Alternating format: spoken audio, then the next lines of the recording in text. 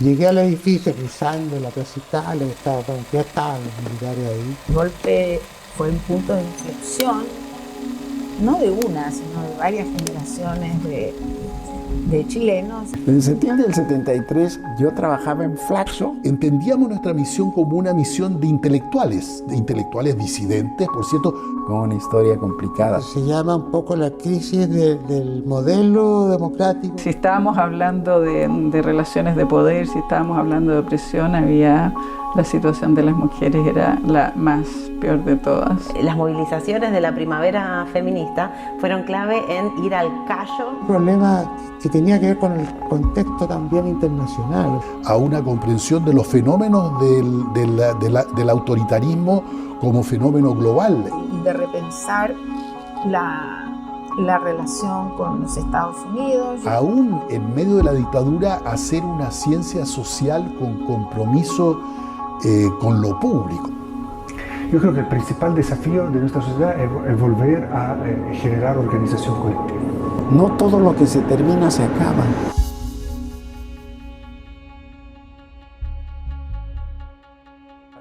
Desde tu perspectiva, hoy, ¿cuáles son los principales desafíos que tiene la democracia en Chile?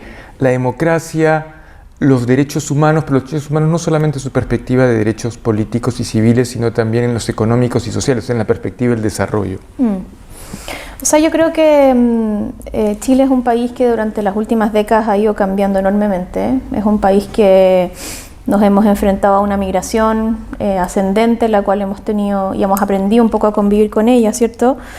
Los últimos años, los temas de género, que han ido profundizándose un poco esa lucha. Entonces siento que también, por ejemplo, los temas de empleo, ¿cierto? Que han habido ahora con las últimas políticas públicas que se han buscado cubrir ciertas falencias y vulnerabilidades en los temas de empleo. Entonces siento que es un país que ha ido cambiando a la luz de esos cambios sociales.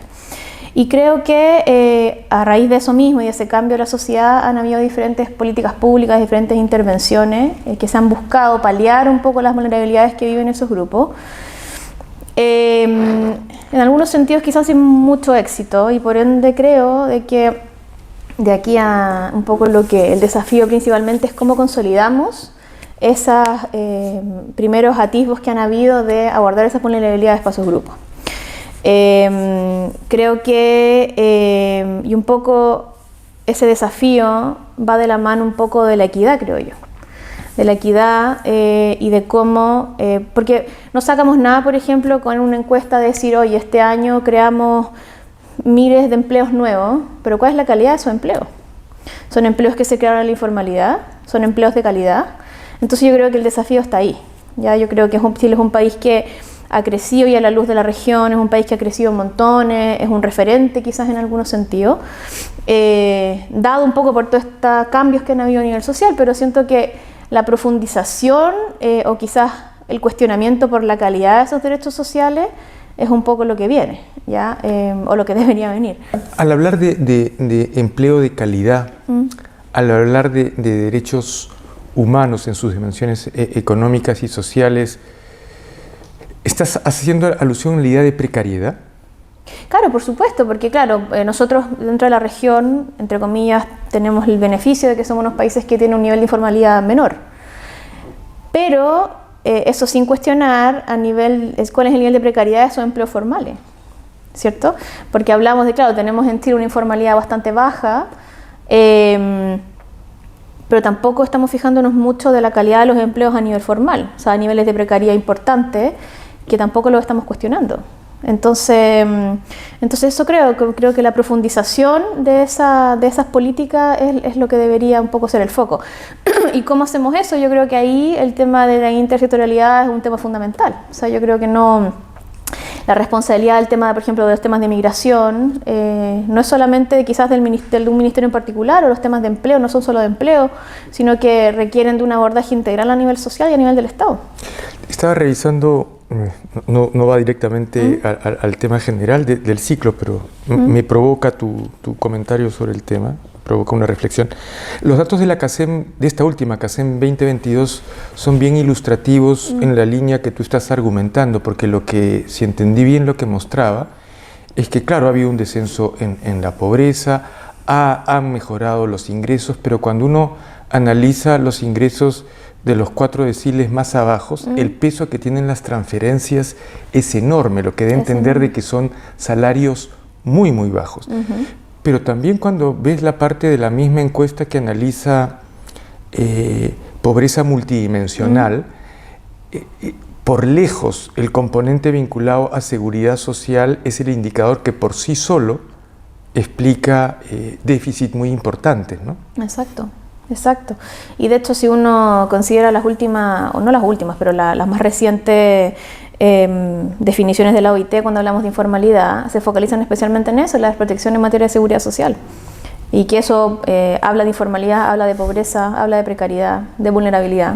Entonces yo creo que insisto, siento que de repente nuestro país tiene hay como una imagen un poco de esta creación de empleos de calidad y de la cotización de los trabajadores independientes, donde ahora se les obliga un poco a cotizar, o sea, no ahora, sino que hace unos años, buscando darles protección de seguridad social, pero uno ve las encuestas y ve que un porcentaje mínimo de esos trabajadores independientes conoce el seguro, por ejemplo, de enfermedad y accidentes laborales al que están adscritos, y por ende tampoco acceden a él.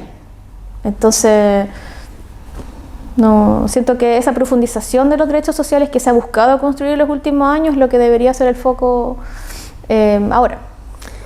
¿Cuál es tu interpretación del golpe de 1973? ¿Cómo lees los 17 años de dictadura desde hoy? Mira, eso un poco también tiene que ver con el otro tema, para mí, que vamos a conversar. Yo siento que, bueno, voy un poco para atrás. Cuando yo llegué a la Flaxo, estábamos... ¿En qué año? ¿Ah? ¿En qué año? En diciembre del 2012. Estaba saliendo el primer gobierno de Piñera. Había ese año siguiente, había entre fines el año siguiente, se ganó la elección de Michelle Bachelet con su segundo gobierno. Y siento que ahí era un momento en un Chile medio indeciso, un Chile menos consolidado. ¿Y por qué? Uno ve de que en ese periodo comenzaron a surgir numerosos eventos que quizás empezaron a marcar muchas cosas que están discutiendo actualmente. Ocurrió el asesinato de Daniel Zamudio, un poco, y ahora está visibilizando activamente todo el tema de las minorías sexuales, sus derechos, su respeto a sus minorías. Ocurrió el atentado a la familia Luxinger, que ahí también está todo el tema de migrantes, o sea, perdón, de pueblos indígenas, mapuche, etc. Entonces, pero a raíz de eso, siento de que el hecho de que fue el gobierno de Michelle Bachelet, el gobierno de Sebastián Piñera, el gobierno de Michelle Bachelet, siento que había una indecisión un poco desde cómo abordamos estas problemáticas que Chile está viviendo. Y eso se daba, bueno, la abordamos de la centro derecha, de la centro izquierda, y eso yo creo, esa indecisión o ese como no saber por dónde abordar, conllevó a este estallido social en el 2019, donde finalmente la sociedad dijo basta, aquí no es, o no es lo que queremos, no es lo que esperamos, y surgió este clivaje, ¿cierto?, que ocurre en el país, clivaje ahora actual, y que derivó, no sé si derivó, pero como que sentó las bases un poco para este gobierno nuevo que estamos teniendo ahora, que es absolutamente distinto, o se espera un poco que fuera muy distinto a lo que estaba ocurriendo en ese momento. Entonces, ¿por qué voy a esto? Porque siento que en algún sentido, por supuesto con las proporciones que merece, es un poco lo mismo, en el sentido, o sea, tiene matices similares a lo que pasó en cuando fue el golpe militar, porque siento que también había una sociedad que estaba muy conmocionada, ¿cierto?, y que por ende ocurrió este clivaje importantísimo del gobierno militar, pero también al cual lo antecedió también una sociedad que estaba muy álgida en conflictos sociales. Por supuesto el desenlace es absolutamente distinto y no tiene comparación, estamos de acuerdo, pero me refiero a eso, como el periodo previo, siento que había una sociedad bastante conmocionada que derivó en este clivaje social importantísimo en ese momento, y que ahora en algún matiz tiene algo que ver un poco con lo que ocurrió ahora para el estallido, creo yo.